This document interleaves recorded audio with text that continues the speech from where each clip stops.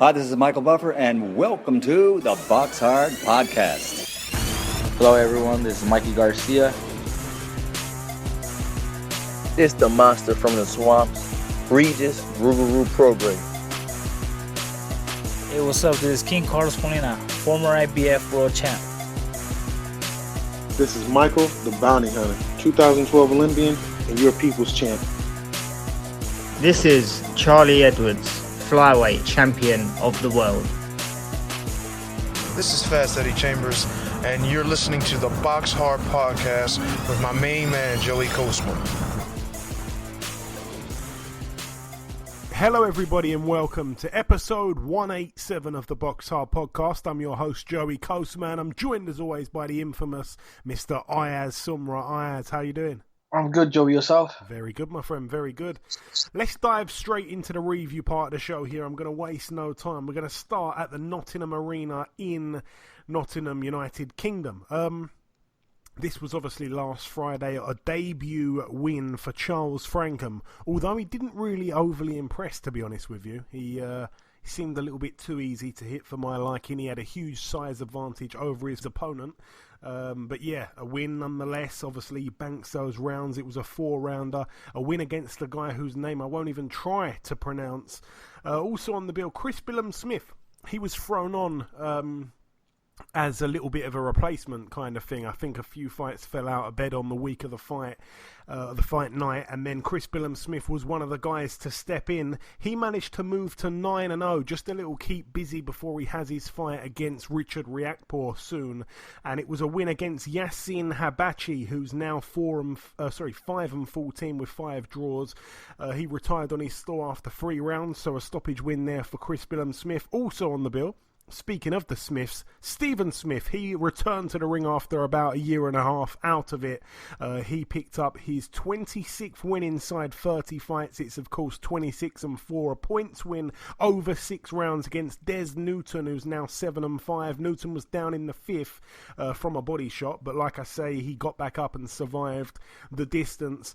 Also on the bill, Terry Harper moved to 7-0, a TKO in the 6th round against Claudia Lopez, a former world champion, if I'm not mistaken. 25-10 now, her record, I should say. And Terry Harper 7-0, like I say. Lee Wood, he looked amazing, actually. He moved to 22-1. He really did steal the show. It was for the Commonwealth featherweight title. Ryan Doyle, former holder of the belt, big puncher Ryan Doyle. I think he really does blow hot and cold, though. 17-4 now with 1 draw.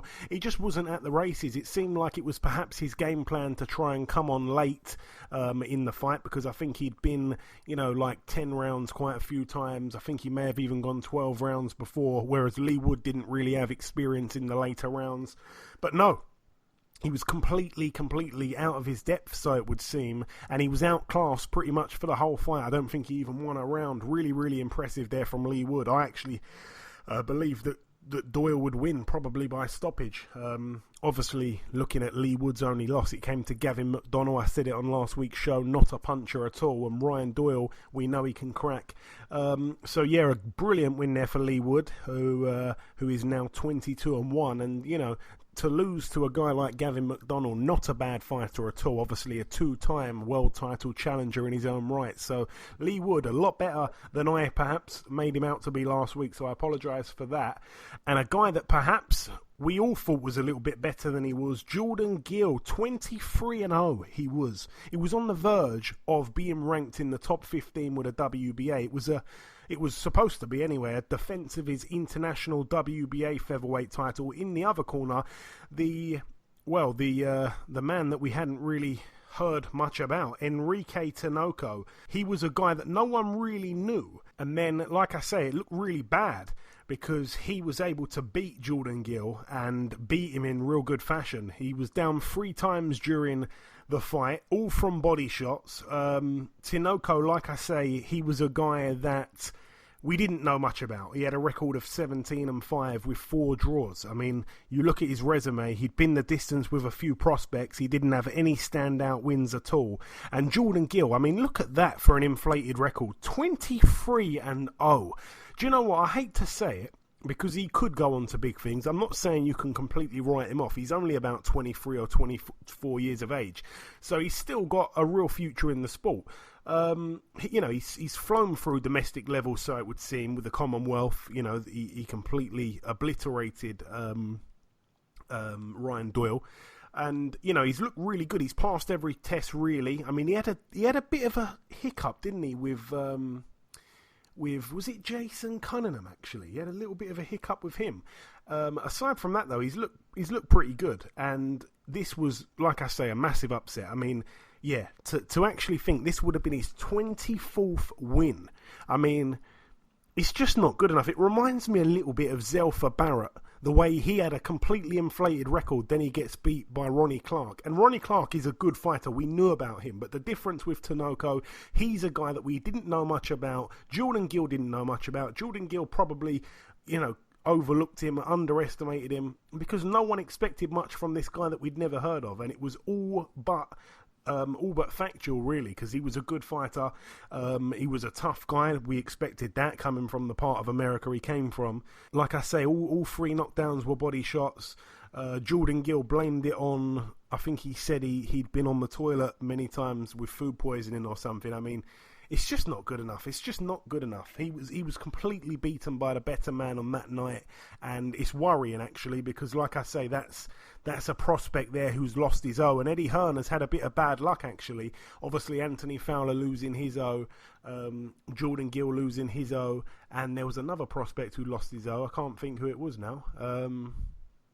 Who's the other guy that lost his O recently? Another prospect. Lewis Ritson. So, not so good. Oh, and obviously Ted Cheeseman as well. It's not so good over there right now. Bad luck for the Matchroom team. But yeah, like I say, Jordan Gill's young enough to come again, but that was a bad showing there. And in the ring afterwards, when he kind of pretty much blamed it all on the food poisoning, that told me he's not even accepting this. He's actually finding an excuse. All the best to Jordan Gill. Nothing against him at all, but he was completely outclassed by this unknown. So question marks about where he goes, Jordan Gill. Certainly not in the top 15 with the WBA. I don't want to see that. Moving out now to Germany. An interesting fight over here between Robin Krasniqi, 49-5, going in against Stefan Hartel, who was 17-1. Hartel, a prospect who lost like the biggest fight of his career pretty much, but it didn't really mean he was done, and it really didn't mean he was done, because this one was for the EBU European super middleweight title. He was the underdog going in, but he was able to beat Krasniqi, if I'm not mistaken, in Krasniqi's backyard, and that denied Krasniqi getting his 50th win. So Stefan Hartel now 18-1, and Krasniqi now 49-6. He's been dethroned, so perhaps Hartel, I know that Anthony Yard's looking at Kovalev now, but again, I'd like to see Yard and Hartel, or anyone, perhaps even Callum Johnson, jump on that one. If you don't get a world title fight pretty quickly in the near future, then anyone can jump on that. How about Hartel against Jose Burton? Give me that one. I can see that fight being made, by the way, if there's no rematch clause for Krasniqi here. Moving out now, though, to the Brentwood Centre in Essex, United Kingdom. The return of Liam Walsh. He'd been out the ring for 2 years, almost to the day. His record now 22-1. He hadn't boxed since losing to Gervonta Davis. He returned with a knockout himself against Ronaldo Cagina, 14-61 with 5 draws. A journeyman that's been around the circuit for many years now, really. He's now, like I say, picked up his 61st loss. It was a knockout in the 3rd round for Liam Walsh. Danny Dignam moved to 11-0, a points win against Rafael Jakiewicz, who's now 50-23 with 2 draws. Huge gap there in the experience, but a brilliant win for Danny Dignam over 8 rounds there. Sam Gilly was also on the bill, the prospect, 7-0. He took on Fernando Valencia. Fernando Valencia, 8-12 going in. The good thing about him, he had never been stopped until he took on Bradley Skeet, and he got stopped at the Brentwood Centre. He returned to the Brentwood Centre, and he got stopped again. It's an unlucky venue for him. He shouldn't ever come back to the Brentwood Centre, Fernando Valencia. He got stopped here in 2 rounds. A TKO by Sam Gilly. He becomes the quickest man to stop the guy. Harlem Eubank moved to 8-0, a point win over 6 against Eligio Palacios, who's now 7-44 with 5 draws, but that's about it really for the Brentwood Centre. The final two bills to mention for the review part of the show, they happened firstly here at the Convention Center in Tucson, Arizona, USA.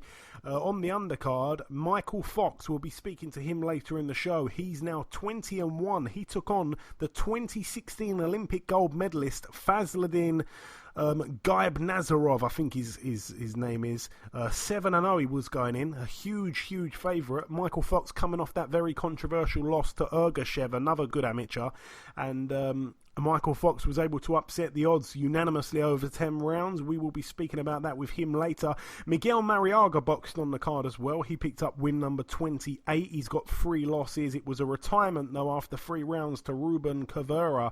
Caveira was down twice in the second, both by body shots, and Mariaga himself was actually down in the 3rd round, but then his opponent decides to quit on his store after that 3rd round. Very bizarre.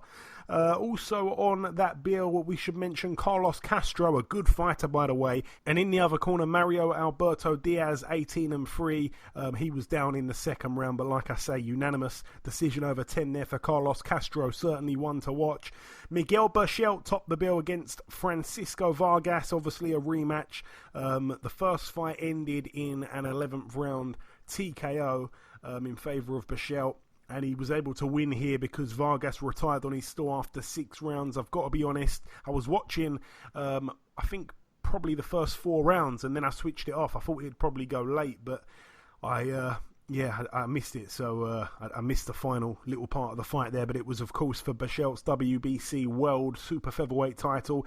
He's now 36-1. Again, on last week's show, Gary Russell Jr. said he'd like to fight him. I'd love to see that, or perhaps Berchelt and Gervonta Davis. Give me that one. Francisco Vargas, though, in the other corner, 25-2 with 2 draws. And the main attraction over here for me, though, Emmanuel Navarrete, 26-1, going in against our very own Isaac Dogboe, 20-1. Dogboe was down in the 6th round. It was somewhat of a questionable knockdown. He was down in that 6th, and then he was also down in the 12th, and the referee actually stopped the fight because the corner threw the towel in. Obviously, Paul Dogboe, the father of Isaac, he threw the towel in the final round, which was, I mean, a bit of a strange one, because I think he probably should have stopped it a few rounds earlier, but because he decided to actually stop it in the final round, it was a bit of a shame, because I know Dogboe, he don't want to get stopped, and it's a stoppage loss on his resume there in the final round. He would have liked to go the distance. He would have gone the distance. That's the problem with Isaac Dogboe, a little bit too tough for his own good.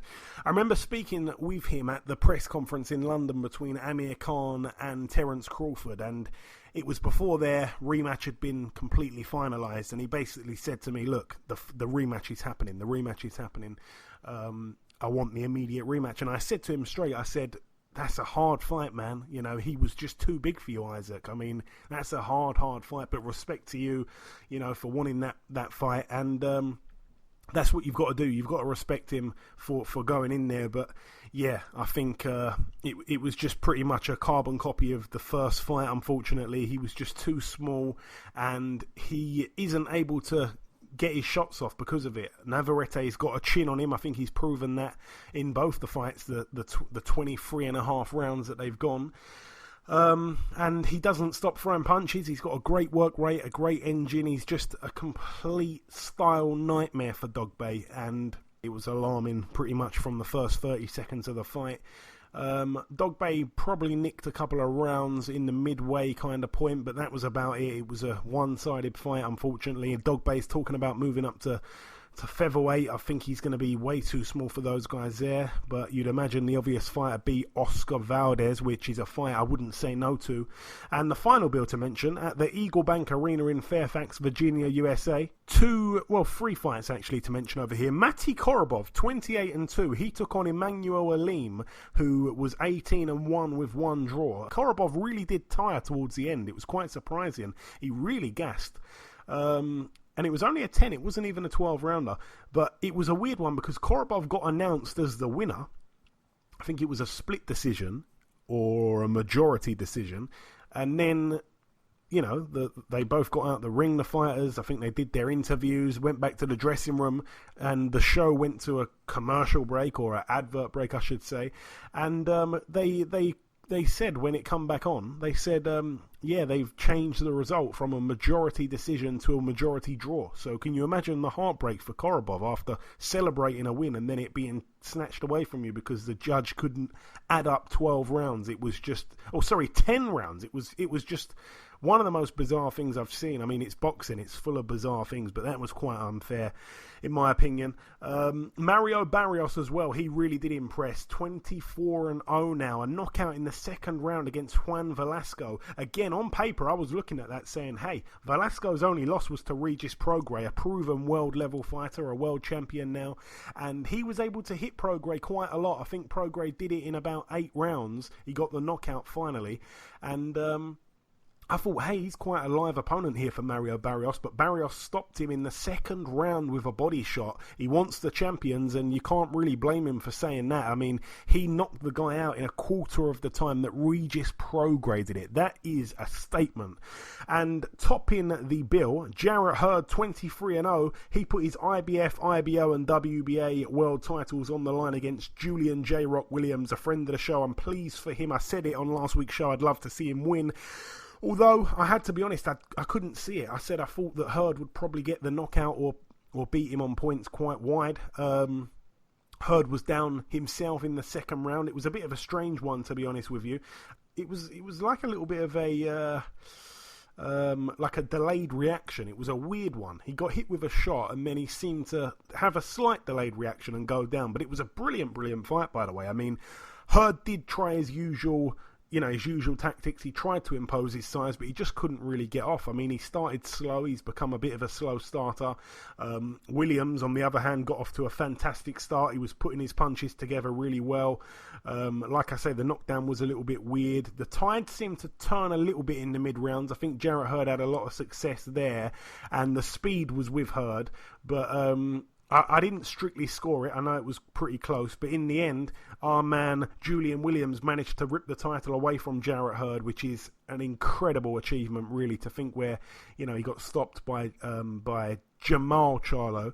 To think he's gone from that to this, and credit to Julian J. Rock Williams. It was a brilliant post-fight interview. You could see the emotion on his face. He was in tears. We love a good story in boxing, and that was a good, feel-good story. So all the best there to Julian J. Rock Williams. I'd like to see him, if Tony Harrison loses to Jamel Charlo, I'd like to see those guys get it on. It'd be interesting. Jamel Charlo against Julian Williams, or perhaps let Hurd fight the loser of that fight as well. I mean, I wouldn't mind seeing Hurd fight Tony Harrison again, or perhaps fight Jamel Charlo if Tony Harrison does get the win in the rematch against Charlo. It is confusing, but there are some good fights to still be made in that division, don't get me wrong, even though most of the top guys have got losses now, at least one loss for every guy apart from Munguia. So there are still some brilliant fights to be made over there. But that's it for the review part of the show. Just before we wrap up part one, the last thing to do is to welcome guest number one. Ladies and gentlemen, please welcome the super lightweight prospect. It is, of course, the Professor, Mr. Mykal Fox. Mike, welcome back on the show. Thanks for having me again. So, Mike, you're obviously fresh off your win on Saturday. You boxed on the Buchelt versus Vargas undercard in Arizona. In the other corner stood the undefeated 2016 Olympic gold medalist Fazliddin Gaibnazarov. They didn't show the fight over here in the UK. They showed, I just think it was like the Dog Bay fight and the Buchelt fight. So please talk me and our listeners from the UK through the fight if they haven't seen it. Yeah, well, it was on ESPN Plus. I didn't know y'all didn't have that app, but it was the last fight before the main card started, Dog Bay and whatnot. So we come out to in the first round. We're both moving around a lot. He's actually very quick on his feet, so he was able to bounce in and out. Made me miss a lot. So I gave him the first 2 rounds, especially in the second round. He caught me with a big shot that everybody oohed and ahed about. Caught me with a couple shots, but they didn't really faze me. But he did try to finish me off. He tried to finish me in the second round, but after that, the third round, my coach, my dad, he tells me fight backwards. So just keep pushing him back so he can't leap in and catch you like he did. So that was really the story of the fight on my end. I was just trying to keep him going back, show the judges that I'm trying to initiate the action. We both exchanged some great shots, but all in all, it was a great fight. He lost a point in the 7th round for holding. I think the pressure I was applying started to get to him a little bit. And then in the 8th round, he lost a point for backhanding because I believe my height was a factor that really frustrated him. Regardless of losing those points, I mean, even if he didn't lose those points, I would have, according to the judges, I still would have won that by a majority decision, 96-94 twice, and then 95-95. But all in all, it was a great experience. You know, Gaibnazarov, he's not a dirty fighter, so I don't want anybody to think that about him because it's just things that happen during fights. Especially like with the backhand things. Like me, I didn't even care. Like I was about to step in with another combination as the ref broke us. So, but it wasn't a malicious thing.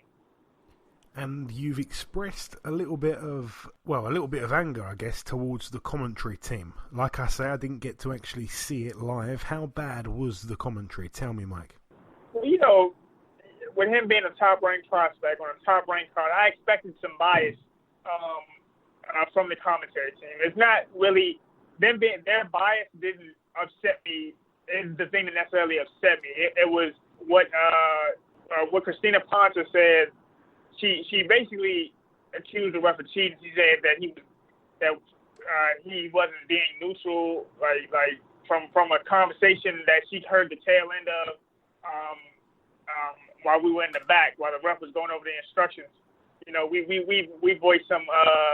We voiced a few things that we asked the ref to look out for. Like if he tries to come in with his head down, be aware of that. If he tries to say I hit him behind the head or them jumping, or since me being tall, them jumping on top of my head when I try to duck or anything, we voiced those concerns, and then the referee's name's Tony Zano. He said, "Man, it's your night to shine," which is just something that referees say to fighters to basically say, I don't want to get involved in this fight if I don't have to, so just keep it clean. She misinterpreted. She tried to. I guess she misinterpreted and tried to make it sound like he was being. He wasn't reffing a neutral fight, and yeah, I didn't really appreciate that, and I did voice that. The biased commentary was expected. That was expected. Anytime you come in on the B side, you don't expect a fair shake. If I can tell that to any fighter on the way up. You coming on the B, don't be afraid to come on the B side because you can still potentially win. Like myself and Julian Williams, who both came on the B side, and he won a world championship, and I beat an Olympian. But biased commentary, that's part of that's a trend as of late. That really takes away from that can really take away from a good fight if a casual fan doesn't know what to look for. Yeah, it certainly can. This fight, obviously, you were a huge underdog going into it. Not only that, but you were coming off that loss in the fight before, which was only 12 weeks earlier. Tell me something, Mike. Your only loss, which I'm talking about here, was very controversial. I actually thought you won. You thought you won. Ergashev was a southpaw. He was a Uzbek fighter. Your opponent on Saturday was a southpaw, another Uzbek fighter. Did you learn anything from your quote-unquote loss to Ergashev that helped you in your win on Saturday? Yeah, I think the biggest thing I learned from the Ergashev fight is really they while they're both different sides and they have different attributes, their style of fighting is sort of similar. So the thing I felt I needed to do more in this fight that I should have did against Ergashev was just to let my hands go more when they were backpedaling. Like Ergashev comes in with all his might with that left hand. And that's something you have to watch out for. If you can act like guys like to act like, oh yeah, he can hit, I can hit too. Honestly, you got to be mindful of that But when I was able to make Ergashev take steps back, he was never in a position to really counter. Even Fazli, he every now and then he would do a little juke move or a little sidestep and try to counter. Ergashev, looking back at that fight, Ergashev never really did any of that. Unless if he was coming forward, he was punching. If he wasn't coming forward, he was on total defense mode. Those were times where I need to let my hands go more. So in this fight, when I fought Gaibnazarov, when he sealed up and whatnot, I tried to just my main thing was to let my hands go, just boom, boom, boom, just let it go, let go combinations, a lot of punches to show the judges that, you know, I'm here to fight. I'm initiating the action, and I think that I didn't show that I was initiating the action against Ergashev, and that's something that cost me. I think I countered well enough I still think I countered well enough to win that fight. I still landed the cleaner shots, but everything was a reaction to a lot of what I did was a reaction to what Ergashev was doing, and that's where that's what my fault was in that fight. Yeah, obviously, you mentioned the two guys having similar-ish styles. Obviously, Ergashev's, he's just all-out aggression. I mean, he tried to keep up his early knockout streak against you. But anyway, we last spoke back in August, so it's been a little while now. It was right before the DeMarcus Corley fight, and I remember you told the cool story of how you once went to watch him fight as a kid, and he threw his socks into the crowd and you caught him, and it was crazy that you actually ended up fighting him. Now, obviously, you won that fight unanimously. Then in December you stopped in 2 rounds the undefeated Gonzalo De Lara, and then, like I say, in my opinion, you beat Ergashev, and now you've just beaten Gaibnazarov. So that's 4 serious step-ups there that you've made, and to be honest, it's probably more step-ups and big wins than any other prospect has done recently. It's been quite a glorious 4 wins there for you. I appreciate that. No problem, my friend. It's just a matter of, I believe you got to challenge yourself before you get to a point where you're like on TV all the time, or you're up for like a title, or even maybe number 1 contender before then. Like once I got to like my 10th fight, I used to tell people, I want to fight another prospect and see where I actually belong in this sport. Once I got to a certain point, I'm like, we're not taking guys that are just gonna lay down. I'm not building my career on that. There's a lot of fighters that do that, and then when they fight somebody that's just as good as them, like they crumble and it looks awful. And we don't. And I've seen it. I had seen it so many times. I never wanted that to be me. So the times that I say they were calculated risks. We didn't just take the first thing. My team would see how we matched up stylistically, and my dad would tell me, "Oh man, if you want to be good, and if you think you can actually go far in this sport, you shouldn't be unwilling to fight these kind of guys." I was like, "All right, bet. Like let's do it then." I got a team that believes in me. I have a lot of faith in my own ability, so it was nothing. It was nothing to just take a challenge. Like really, I told people. They said, "Yeah, you suffered your first loss." I was like, man, if I really cared that much about being undefeated, I wouldn't have fought Ergashev. I wouldn't have fought Ergashev. I wouldn't have fought De Lara. I wouldn't have fought a lot of the guys on my resume. I wouldn't have fought Chop probably if I really was concerned about being undefeated. But it's always. I need to know for my peace of mind where I actually belong in this sport. And that's why I fight the way I fight. That's why I pick the fights I pick. Yeah, and you certainly wouldn't have fought Gaibnazarov coming off a loss on paper. You wouldn't have wanted to make it 2 losses in a row if you really did care about the undefeated streak. Like I say, you've been very active lately. 4 big fights in a 9-month period. I want to kind of squash 2 questions in one here. Do you know just yet when your next fight will be? And obviously your last 2 fights have seemingly been at a catch weight of 142. What is the long-term plan? Is it to lose the 2 extra pounds and go down to 140, or would it be to move up to welterweight eventually for the titles? I don't know when my next fight is. We just kind of let the dust settle. My promoter Marshall Kaufman had promoted a show before he flew out to Arizona to come come see me fight. So I mean, I know he's been busy. He's probably letting his batteries recharge. We're all just taking a quick breather right now. But when the next call comes, I'll be ready. I'll be sure to get in touch with you and everything. But as far as my weight, I took it at 142. I feel like if there's something big on the line, like a junior title or some type of contention, I could perhaps lose the last 2 pounds. But like I said, my body is growing. I'm as a 23-year-old. In all honesty, I think by the end of this year or early next year, I might start growing into a welterweight. And I think I'll be able to be at welterweight for a long time. I still have of course, I still have that height advantage that everyone loves to talk about. I'll have that. I'll probably have that if I went all the way up to light heavyweight for real. But the main thing is just taking our time, letting the body mature at its own rate. We can't force anything. Can't jump up too fast because that extra weight, that 7 pounds makes a difference. So we're gonna be smart about everything we do. And meanwhile, we're gonna take our challenge fights where we can get them. Well said, my friend, and it's official. Manny Pacquiao versus Keith Thurman, July 20th. Interesting fight. Mike, who have you got in that one? Good fight.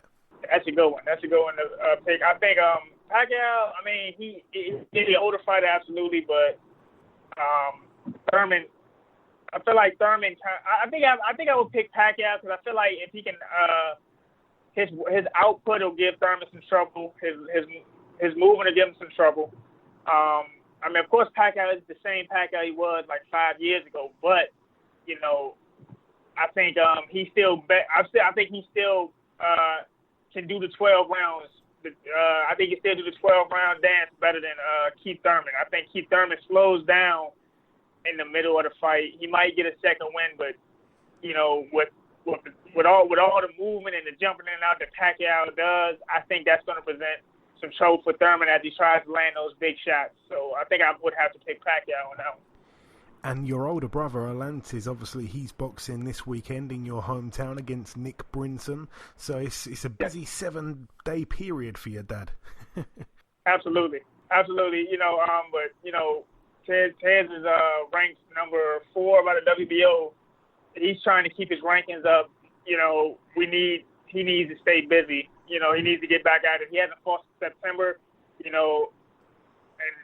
it's not because he hasn't been training. It's just getting harder and harder for them to find fights for us. Like even for me, like my dad, my promoter talked to my dad and told us he's like, man, I thought maybe the loss against Erdogan would have people jumping at a chance to fight Mike, but once they found out, that he can take a punch, you can barely hit him. He's tall AF, so he's still not an easy win. And, I thought for sure, like, man, maybe now somebody will try our hand, but this trend has been going on with Olympic Fox for a long time. Guys aren't chomping at the bit to fight him, and his activity. Alantez's lack of activity is what's plaguing him the most. When you have a fighter, it's like a knife. You got to keep him sharp. You got to keep that knife sharp, or it's not going to cut. I like that analogy, my friend. I do. That's an interesting one. I've not heard that. I like that one. And the final real question for you, Mike. This weekend, I'm going to give you a chance here to have your say on this fight, if it is indeed one that piques your interest. Ivan Baranchyk against Josh Taylor, 2 undefeated 140 fighters, 2 of the very best in that weight. Who wins that one, and who do you want to see, obviously, progress to the final against Regis Prograis? It's going to be a mega fight, whoever wins. I think everybody wants Taylor to win. Him and Regis were the favorites. I can see why. I've seen Josh Taylor fight. Very elusive, very good boxer, good feet. bit of a showman. I actually like the way he fights. But Baranchyk, I mean, it seems he's been around, and I feel like he's been up there a little more than Taylor has. So, his experience, and he's not a weak guy at all. This is going to be a good fight. I think I'm probably going to root for Taylor because he's more of my type of boxing style. But that's going to be a good one. I will definitely be tuned in. I have the zone. I'm going to be watching that I'm going to be watching that probably while Taylor's getting warmed up in the back or until they need me to do anything. And now that I watch it the next day, I don't like me. I try to avoid hearing about fights because I like watching it and it feeling new and not knowing the result. I think I'm probably rooting for Taylor. I'm gonna go ahead and say I'm rooting for Taylor on this one just because I like his style. I prefer his style to Baranchyk. Yeah, I know that feeling when you've got to try and stay away from your phone and social media and stuff like that to avoid hearing about a result. It's the worst when you're actually at a boxing show and there's a show clash where you want to watch both of them, but you're at one and the other one's recording at home, and then when you get in, you're telling everyone ringside, just don't tell me anything. I want to watch it when I get home. Yeah, don't say There's always a spoiler though. That was yeah, it always is. And that was the thing about my fight. I had fought, and as soon as I had fought, we come to the back. My dad had his cell phone. We turned on Jared Hurd and Julian Williams. We turned that fight on. I thought, man, I'm gonna have to dodge. I'm gonna have to dodge this zone for a day and a half. I'm gonna have to dodge my social media sites. And then they had just started the fight. My dad turns it on. We sat there. We all crowded around his iPhone, his iPhone X. And we watching the fight like we there, like we're there live and direct, right back at home. But it happens, man. You can't catch all of them. I know you're a reporter and you have your blog. I know you it probably kills when you can't see all of it. It sure does, man. Especially like the other day, like I say, I was watching Hurd and Williams, and then at the same exact time, Dogbey's fighting Navarrete, and obviously Dogbey is, he's got a tie with Britain. He's got a big connection here with us, so he's a guy that a lot of people over here are interested in. So I was kind of watching that one primarily, but then on the other screen, I'm watching Hurd and Williams, and I never really got to watch the whole thing in its entirety, sadly. But yeah, those things happen. We're going off subject completely here. Mike, the last words really. Just I wanted to throw it over to you. If you got any closing words, just to tell our listeners before we let you go, my friend. I just want to say thank you to everybody who listens. Thank you to everyone who's followed me after our first interview. I hope to come to your neck of the woods and actually fight one day, because I hear your fans. I hear the fans over there are love boxing. They just love boxing. So thank you to everyone who's tuning in. Thank you to everyone who's following me from all the way from overseas. Please continue to follow me, and follow me on Twitter at Professor Mike, and on Instagram at Professor Mike. At Professor Mike, and that is, by the way, MYKE for anyone that wants to go and follow Michael. Right, listen, Mike, it is always a pleasure, my friend, having you on the show. Congrats once again on your win. Please wish your brother good luck from me for this weekend, and we'll catch up sometime soon. All right, thank you so much, man. Thanks for calling. Okay, now it's time for part 2 on this week's show. This part, of course, the news part of the show. Ayaz, take it away. What you got? All right, Tyson Fury's fight with Thomas Schwartz will be shown live on BT Sports Box Office. Yeah, not quite happy with that, to be honest with you. It's not a pay-per-view fight. It's not a pay-per-view fight at all. The three main guys in the heavyweight division, we're getting on their backs for not fighting the fights that we want. This weekend, obviously, Deontay Wilder fights Dominic Breazeale. We were all bashing that fight. It's actually not that bad of a fight, to be honest. We'll talk about it in the preview part in a moment.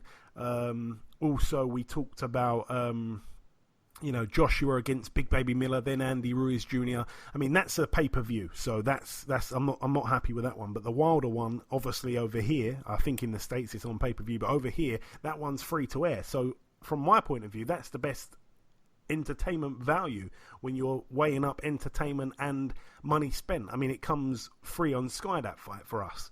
So paying money to watch Tyson Fury against Tom Schwartz and Joshua against Andy Ruiz Jr. I preferred to watch Joshua and Andy Ruiz Jr. with a solid undercard.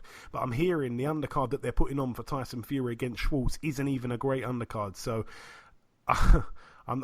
honestly, I'm Fury's biggest fan, but I don't think I'm going to be paying for that one. Right, Josh Kelly will face Ray Robinson on the undercard, Joshua vs Ruiz Jr.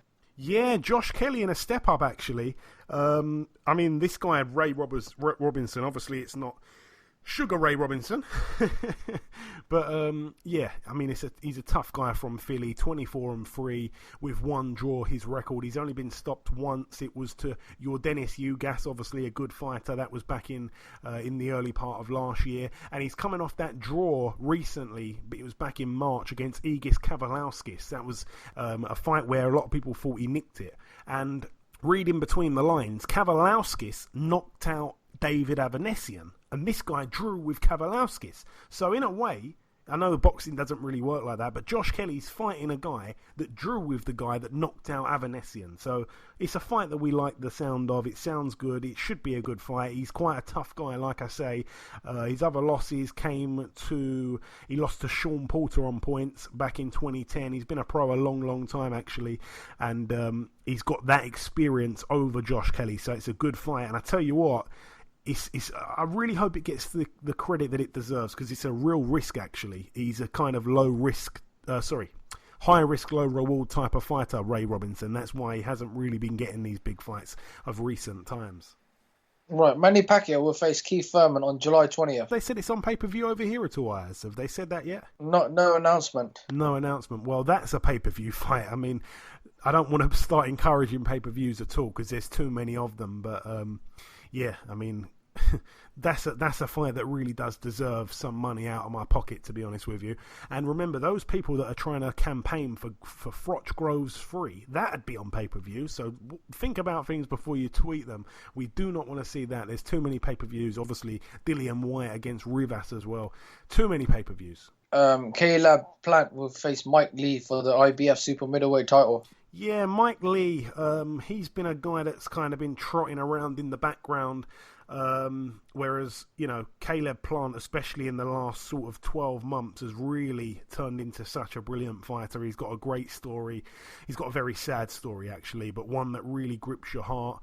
And Mike Lee, like I say, 21-0,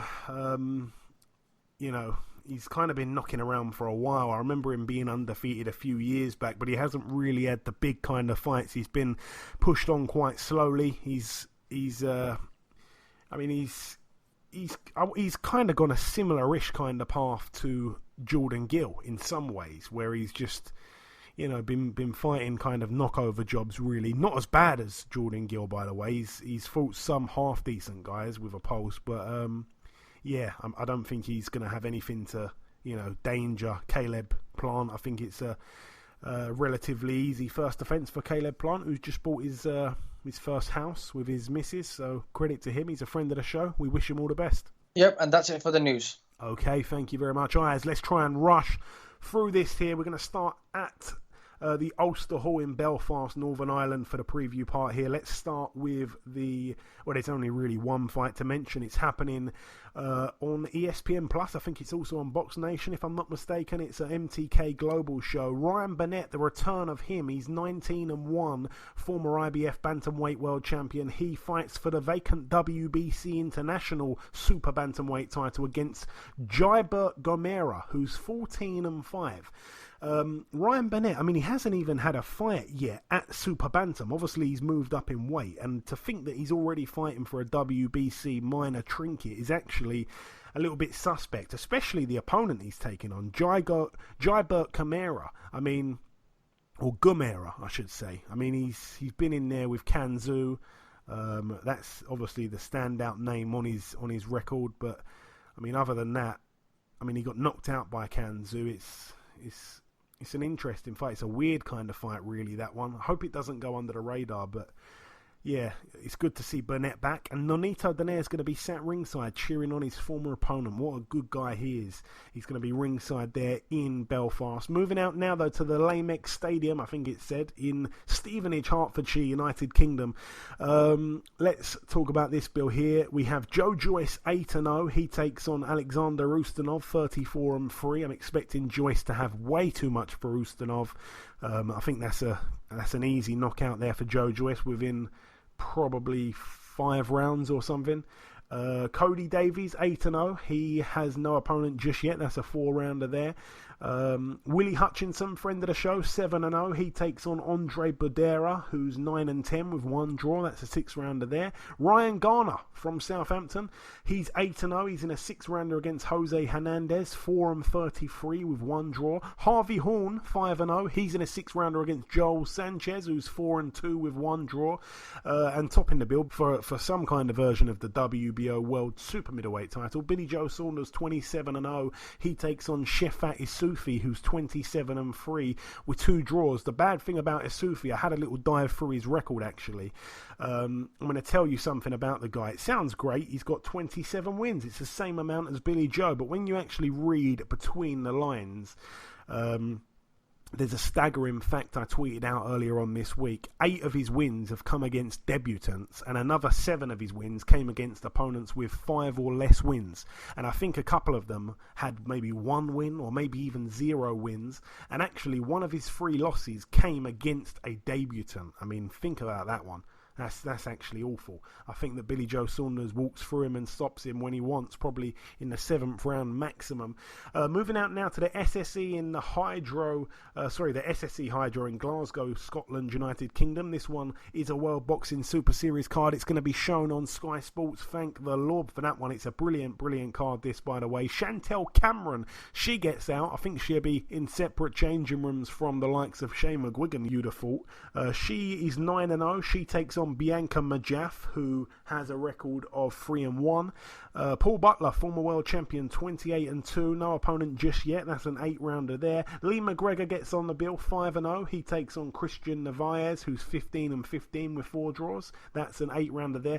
Zach Parker, the reigning British super middleweight super middleweight British champion. He takes on Stephen Crambert. It's a easy fight back, really, after his operation. 17-0. Zach Parker, a friend of the show, he takes on, like I say, Stephen Crambert, 8-4, his record. Emmanuel Rodriguez, 19-0. He unifies with Naoya Inoue for the right to take on Nonito Donaire in the final of this one. It's, of course, for their IBF and WBA world titles. Naoya Inoue, a complete powerhouse, a bit of a phenom.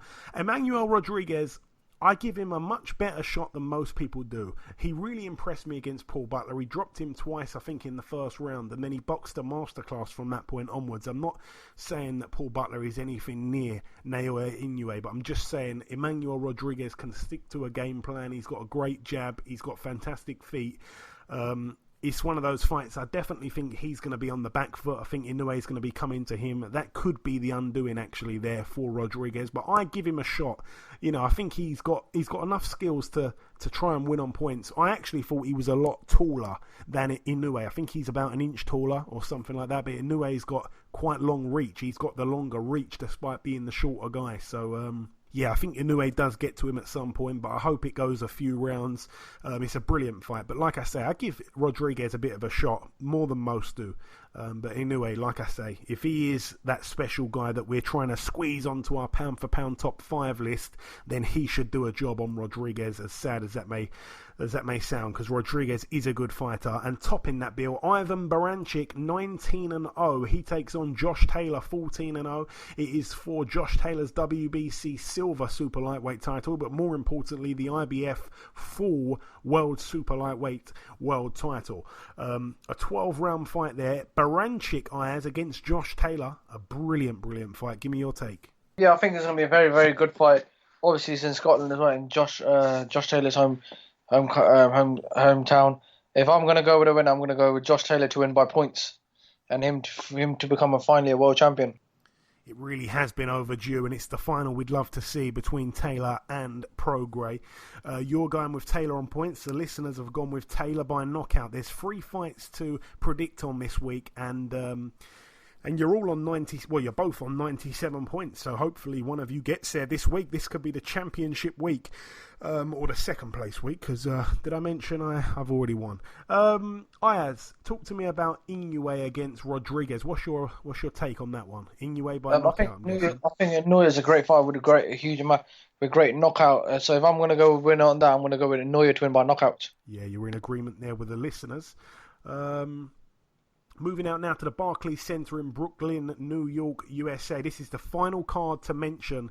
A couple fights to mention over here. The 2 younger brothers of Gary Russell Jr., they both box. Gary Antoine Russell, 8-0 with 8 knockouts. He takes on Marcos Mujica, who only got stopped once, or if he's been stopped a couple of times, then the worst one was against was against Daniel Ustinov, I should say. So it'd be interesting to see where Gary Antoine Russell can kind of get his knockout, if he does indeed get one. It'd be interesting if he can do it quicker than the Golden Boy, Ustinov from Matchroom, obviously, the Kazakh 2016 Olympic Gold Medalist. So Antoine Russell 8-0. That's an 8-rounder against Marcos Mujica, who's 16-3 with 2 draws.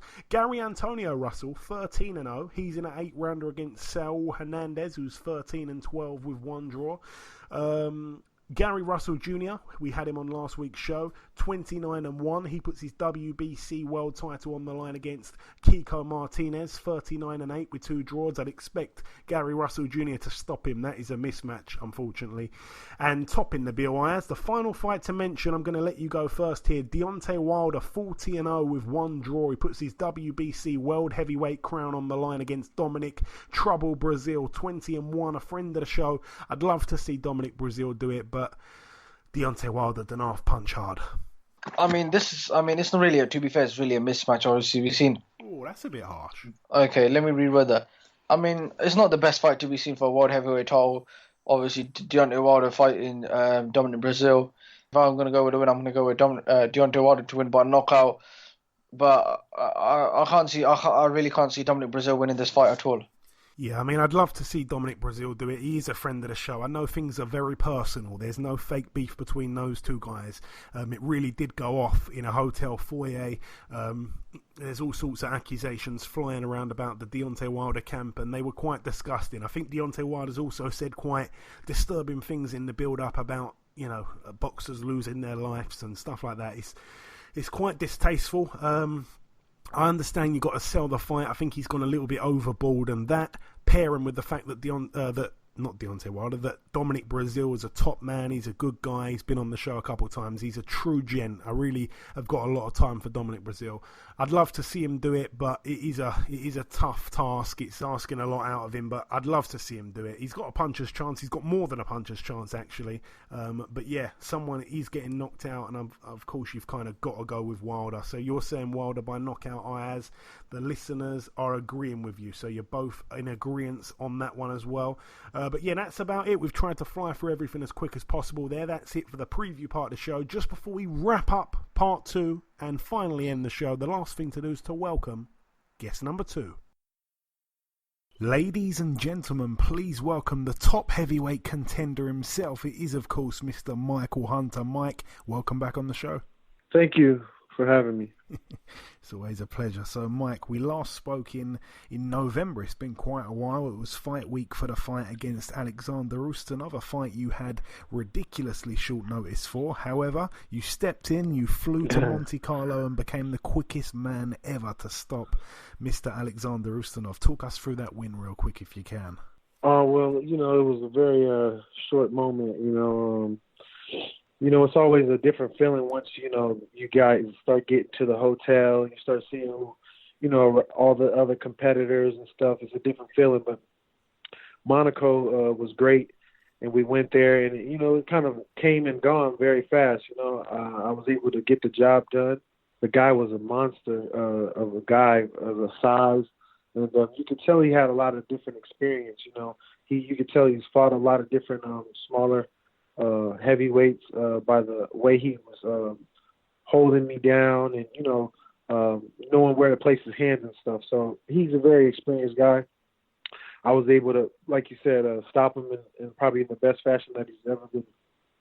That's ever happened. So I was great for that, and and it was on such short notice. I think I just made a statement with that. Yeah, you really did. And talking of Alexander Ustinov, this weekend he takes on Joyce in the UK. What are your thoughts on that fight? Obviously, there was a comment made by Joyce's manager at the time, kind of saying that Ustinov was, no good of an opponent to fight you. And then obviously his man, Joe Joyce, takes him on this weekend. So, funny how boxing works. Yeah, I think that's kind of funny. He did. I remember exactly that he commented about me fighting, and I took it. It wasn't. It's not like I was getting ready for him. He's the one that's, he chose him. He's the one getting prepared and stuff like that. So, we'll see how he performs. You know what I'm saying? Everybody thinks it's all easy and stuff like that, but I just made it look like that. But these guys can actually fight. Martin McCauley and Ustinov, these guys they've been in the ring, and they're used to throwing hands and getting hit. So it's not going to be just a walkover. So we'll see what happens. And before we talk about your next fight, which of course got announced formally today, for a little while you were linked with that Anthony Joshua fight on June the 1st. You were the favourite in the bookies over here to actually get the fight. Obviously, it didn't end up happening. But what did you actually know from your side? Through the whole negotiation period, what did you actually know? What can you tell us about it? Well, I know that. They threw numbers at me, but I never really got a contract, so I kind of feel like I was, kind of just being used to throw around. But, I think, I was definitely an option at one point, but, that they wanted to find somebody else. I was probably the last option, you know what I'm saying? So they did find somebody other than me, so I think that's what happened. And the chosen man was Andy Ruiz Jr. What are your thoughts on that fight between him and Joshua? Everybody's, putting Andy down, but, this dude has a lot of experience, I would say he's the more experienced and intelligent fighter out of the two. He's been in the ring with tons of guys. I mean, not taking anything from Anthony, but this guy's been boxing since he was, a kid, and he's been that size since he was younger too. So, and he's been fighting guys as big as, the same size. So, this is nothing new to Andy, and that's what I think this makes this an interesting fight. You know what I'm saying? He just hasn't had his chance. He was able to fight Joseph Parker, which is moves a little bit more. I think it's going to be a style make fight thing where Anthony is, becomes aggressive, and, he likes to fight, and it makes for a good clash. You know what I'm saying? I think Joseph Parker would have just been he'd rather take the, lighter route and box and stuff like that, which was going to kind of be hard for Andy. So if Anthony does that, I think it would be easy win. But, I think he likes to fight. So we'll see some hands being thrown, I think, that night. We all hope it's going to be a good fight. As you say there, the stylistic matchup is quite intriguing, the hand speed of Andy Ruiz Jr. Obviously, you were supposed to be fighting on the Usyk Takam undercard, but that fight fell through due to Usyk picking up an injury. Then you, again, were linked for a period with the Carlos Takam fight. That's what a lot of people were saying on social media. They wanted that fight to happen. Obviously, that isn't the opponent that you've got. Again, from your point of view, Mike, why was that fight unable to get wrapped up for the 25th? So it's a kind of a style, it's a styles make fight thing, a business thing. I don't know why they were able to get the fight done. I think it was, maybe also a budget thing. You know what I'm saying? I think there was a lot of things that came into play when it came for me and tackling the fight. And even though it was talked about, it was kind of short-lived because of those factors. I think it was too many little situations where, it would be hard to just meet up at some point. So I don't know. I kind of don't know what plans that Matchroom has for me or Takam or Usyk. So I'm just continuing to, follow my path and pick the right fights. I was definitely willing to fight tackle, but I think just timing wasn't right yet. So. Yeah, I think I agree, to be honest with you. It was too short, really. Usyk obviously pulled out pretty late on. It was, about 2 weeks before the fight or something like that. So it's a bit too short, really, to throw that fight in there, I suppose. Especially the fact that the venue was going to be moved and all that kind of thing. But like I say, your next fight has been announced. It got announced today. You'll be taking on Fabio Maldonado on May 25th in Maryland. What do you know about Maldonado, Mike? I don't know much. I actually looked up. I could see that he seems to be very strong and durable. He hasn't been stopped. What's his record? 26-2. Yes, 26-2. Yeah. Yes, he hasn't been stopped. The guy who's about to fight, who just beat him, what was it? I was talking about Oscar Rivas. Oscar Rivas was about to fight Dillian Whyte.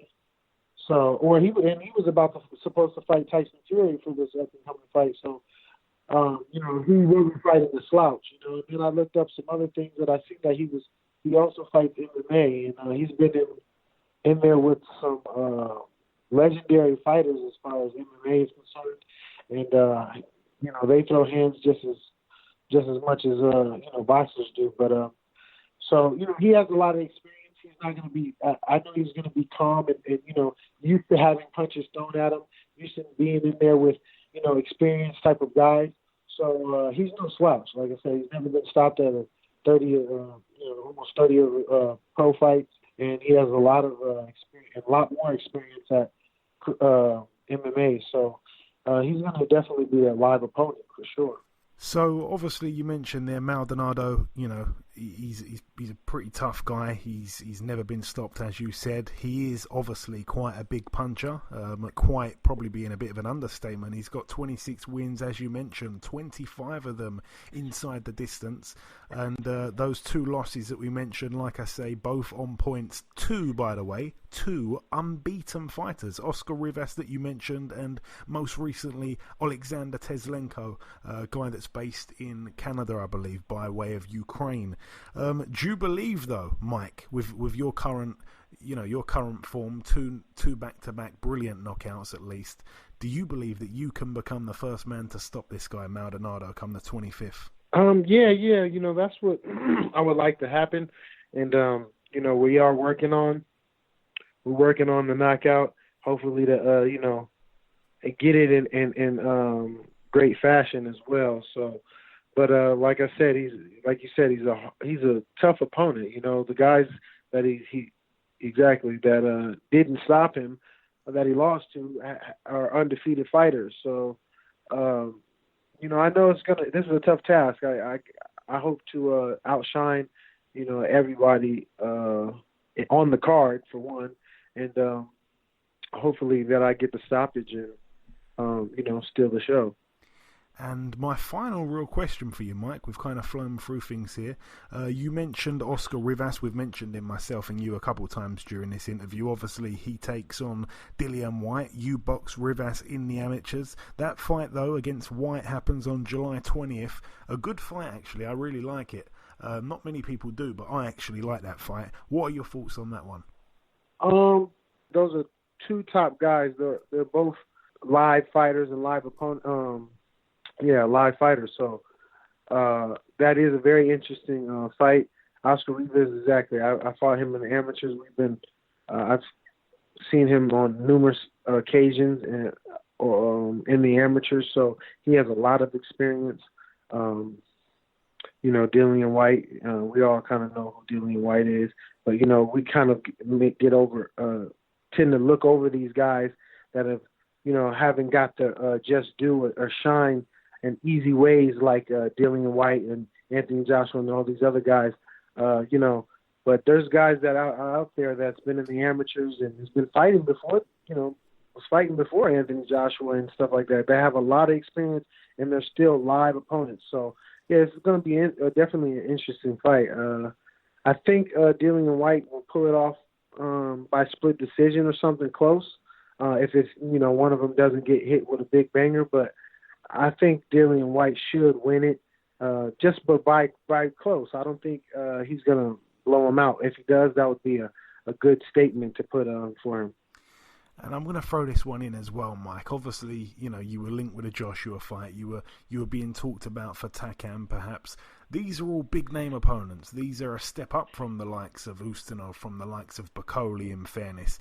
I want to just kind of ask you, which type of fighters, realistically, are you looking at for the fight past this one? So, this fight obviously takes place next weekend. So we're at the back end of May there. So you'll probably fight 1 or 2 times, I'm guessing, in the remainder of 2019. What type of guys are you looking at in a realistic world? It's we kind of started the year off late as far as Matchroom and, the couple incidents that happened, from the moving the event to, Big Baby, so I think they kind of got kind of a little startled from in this year, the way they started. And I'm not really sure, I thought they had an exact plan, but I really think, it's going to be very hard and difficult for me to get fights unless the big money fights, So I really don't know who to say to fight next, I'm going to let them throw me some names, and whoever they got for me, I'm going to go from there, it's very hard to say at this point. I know that you'll fight anyone anyway, so it's one of those questions that you don't really need to answer too much.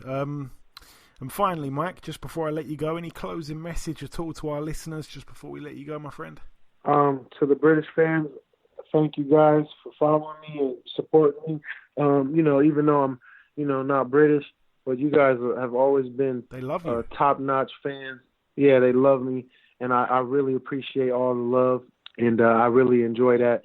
So, follow me on Michael Bounty Hunter on my Instagram, and Michael Hunter _2, or not _ but 2 on Twitter. So and all the other fans out there, continue to watch out for my career and continue to follow me, and that's pretty much it. That is the message from the People's Champ. Listen, Mike, it is always a pleasure speaking with you. You know that. Best of luck for the 25th, and I'm sure that we'll catch up sometime after. Yes, thank you. Okay, and this wraps up episode 187 of the BoxHard Podcast. I've been your host, Joey Coastman. Ayaz Sumra has been Ayaz Sumra. A massive thank you to our 2 guests on this week's show, the super lightweight world contender, Mr. Mykal Fox, and of course, the heavyweight world contender, Michael Hunter. The prediction league is still the same as last week because no one was able to capitalise on the predictions from last weekend. Dogbay lost, and of course, Jarrett Hurd lost as well. This week, though, there are another 3 points up for grabs. It's finally about to be over. There are 1 or 2 pieces of news that have broken while we've been recording the show. Michael Conlan will be taking on Vladimir Nikitin on August the 3rd in Belfast. Of course, Conlan gets his chance to avenge that controversial loss to Nikitin from the 2016 Olympic Games in Brazil. A brilliant fight has actually been added to the undercard of Warrington vs Galahad, a good all-domestic dust-up. We'll get to see Leon Woodstock collide with Zelfa Barrett, 2 men that both lost their O last year but are still 2 good super featherweight prospects. And of course, Francesco Patera will be defending his European title against Paul Hyland Jr.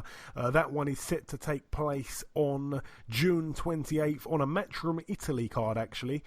Both men have fought Lewis Ritson. Lewis Ritson demolished Paul Hyland Jr., to be fair, and Patera obviously beat Ritson, so hopefully that one ends up being a good fight.